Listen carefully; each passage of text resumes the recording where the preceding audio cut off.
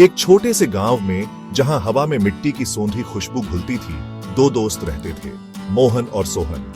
दोनों बचपन से ही अटूट बंधन में बंधे थे। साथ खेलते, साथ पढ़ते और एक दूसरे का दुख सुख बांटते।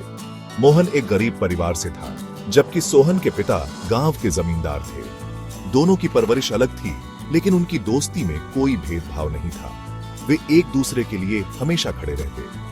बचपन की शरारतें हों या स्कूल की पढ़ाई, दोनों साथ साथ हर पल का आनंद लेते।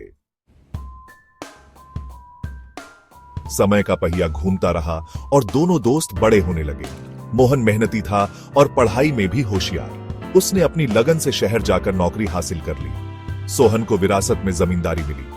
धीरे धीरे दोनों की दुनियाएं बदलने लगी। मोहन शहर की चकाचौंध में खो गया, जबकि सोहन गांव की जिम्मेदारियों में उलझ गया। एक दिन सोहन पर मुसीबतों का पहाड़ टूट पड़ा। उसकी जमीन पर कर्ज हो गया और उसे आर्थिक तंगी का सामना करना पड़ा। उसने मदद की उम्मीद से मोहन के पास संदेश भेजा, लेकिन मोहन ने अपनी सफलता के नशे में अपने दोस्त को भूल दिया। सोहन निराश हो गया। उसे समझ नहीं आ रहा था कि वह क्या करे। एक दिन गांव के एक संत ने उसे देखा और उसकी परेशानी समझ गए। संत ने सोहन को समझाया, बेटा, सच्ची दोस्ती मुसीबत में काम आती है।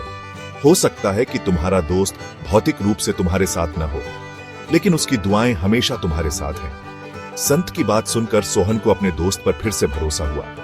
उसने हिम्मत नहीं हारी और अपनी मेहनत से धीरे धीरे अपनी जिंदगी फिर से पटरी पर ला दी। एक दिन मोहन को अपनी गलती का एहसास हुआ।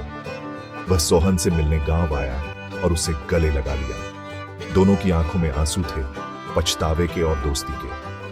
इस कहानी से हमें सीख मिलती है कि सच्ची दोस्ती समय और परिस्थितियों से परे होती है।